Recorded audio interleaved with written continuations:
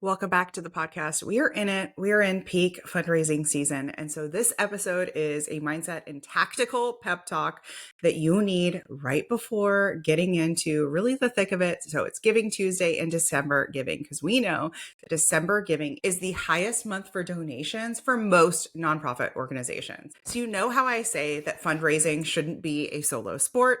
That's true. Right? You're with me. That's true. You're like, yeah, I don't want to be the only one fundraising. That's why you're listening to this. But most teams still don't have a quarterback that's calling plays. I'm laughing at myself for using this analogy because my knowledge of football is not great, but you're going to stay with me because I know enough about sports in general, baseball, basketball, that we're going to make this work. So everyone's waiting for consensus, waiting for the fear to go away, waiting for the perfect time. But meanwhile, the clock is running, and the clock is running big time right now.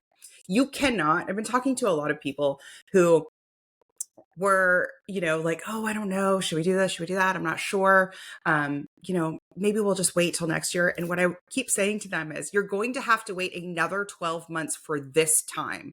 It's not, can I run? Maybe we'll just do that email campaign, or maybe I'll ask that donor in a month or two. No, to get back to the season of giving takes 12 more months, because it will take 12 months to get back to this point.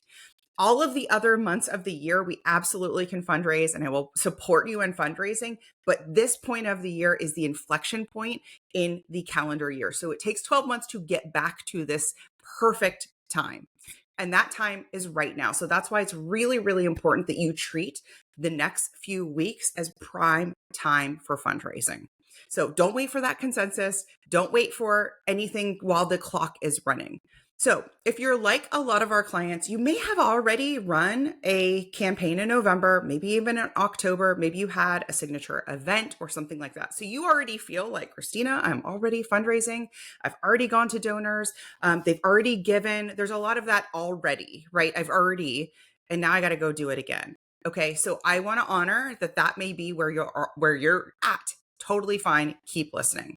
So you've already done the thing, and yet Giving Tuesday is coming, and you've got year-end fundraising, and you're starting to wonder this. Are we asking too much? Am I asking too much? Are donors tired of hearing from me? What if they think I'm being pushy? What if the board feels like, God, all I do is bug them?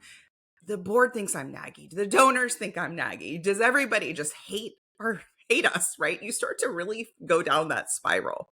But the thing is, if you're not feeling at least a little bit barfy and a little bit uncomfortable this time of year, that is an indication you're probably sitting on the sidelines. I know. So we're going to dig into that a little bit more. So let's dig into first why fundraisers hold back. One, that fear isn't laziness. That fear of, oh, is it too much? Am I being too much? Are we too much? Are we going to turn people off? It's biology. It is biology. When you take these social risks, AKA asking again, following up, holding your board members accountable, your amygdala fires that same threat response as if you just touched a hot stove. It's like, yow, right? It's like, don't do that again, right? So you want to really first honor that this is a biological chatter, a biological response, because social rejection actually triggers the same neural pathways in your brain. So if it feels barfy, and I'm using that word because one of my clients recently said that, she's going into a big campaign for year end. And I said, how are you feeling? She said, honestly, big sigh and barfy. And I was like, perfect, right on time. And I know we don't want to feel barfy. And so I coached her through that. And also, barfy's kind of going to be there. And also, it means she's in the arena. Her organization has raised more in the past 3 months using the sprint method system than they have, I believe, all of last year. So, isn't the barfy kind of worth it? This just dropped in for me. When I was a kid, we used to go to the Florida Panhandle, which I'm in Atlanta. And back then, it was like a 7-hour drive. I think it's quicker now. And I would always get car sick, like without fail. I don't know if we even had Dramamine back then, but I don't know. I would just always get car sick without fail. So we knew don't eat a bunch, get the bag ready, get ready to pull over. It was just part of the deal. Was it worth it to go to the beach? Yes. As somebody who loves the ocean, loves the water, I'm like, if that is the currency to get to the beach, here we go. here we go. It's worth it. A little barfy, literally. So let's get into why fundraisers, go back into why you might be holding back. Here's another reason, okay? The fear of losing connection actually causes disconnection. So stay with me because that's kind of meta. Nonprofits are terrified of losing the donor relationship, risking the relationship. If I call again, if I ask again, they might get pissed off. They might never give again. They might pull back, right? Instead of giving again. But that fear actually keeps you, it pulls you back instead of leaning in. You're avoiding risk. And in doing so, you're creating distance. It's wild. So let me give you an example. It's like you go out on a date and it's an amazing date.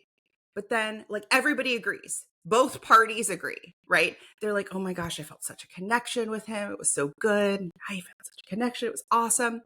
But then you ghost each other, right? He's like, I don't want to seem too eager, so I'm not going to follow up, right? I'm going to play it cool. It ends up killing the spark. And that's what happens when you go quiet on donors after you ask versus following up. Let's go into some marketing and sales psychology. We know it takes at least 8 touch points, if not 18, before somebody asks, right? So before somebody actually hits buy, hits donate, it takes at least 8. I see at least 18 for some use cases now. That's even with data from HubSpot and Salesforce benchmarks. So if we know that, one polite email, a couple of social posts, one phone call, and months of silence isn't respect, it's invisibility. You're risking the relationship by not following up. You with me? And it takes guts. It takes feeling a little barfy. But to me, that's worth it for the people you serve, for the communities you impact. I'd rather sign up for feeling a little uncomfortable and help more people than play it cool, Mr. Cool over here, and make a lesser impact. Make a lesser impact, right? Everything I do in my own business is literally following that. I'd rather flub a video, screw up on a podcast, have a webinar, just have issues, right? I had a total Debbie Downer in a webinar recently, and it was like, yeah, not ideal to have somebody in the chat just being like, eye rolly, right? I'd rather take that any day to help the hundreds of people on the webinar who are like, holy shit, thank you so much for this. I know what I need to do. I can't wait. I'm all in, right? That's worth it. I'll take some naysayers to get the people who are like, I'm all in. Okay, with me? Not ideal and worth it. So now we're going to dig into what holding back looks like in real life. Holding back looks like not sending another appeal because we've already emailed them twice. We already sent our direct mail twice. We have a lot of clients inside the club where we do more advanced techniques where we layer on direct mail, to email, social, digital, the whole deal. And I hear a lot of, well, we usually do this, and you know me. So I'm like, great, here's what we're going to do. I'm going to push you over here. We're going to increase the quality and the frequency of what you usually do. And it's a little uncomfortable, right? Not calling after leaving a voicemail. That's another example where you're like, well, I left a voicemail, so I check the box. No. We follow up. Letting a board member, I just coached somebody on this, letting the board member off the hook who's promised to share your campaign. When your board says, I got you, I'm going to help you, I'm with you all the way, just let me know how I can help, and then they ghost you, you have 2 options. 1, you can resent them and be mad at them and just be like, fine, arms crossed, I'm going to have to do this all by myself again. Or lean in, hold them accountable. Editing the ask until it's polite but powerless. Another client recently sent me something and he was like, can you go through this? And it was like, going through so many people, so many drafts, so many iterations that it just was beige, right? And so it starts to have that soft language, right?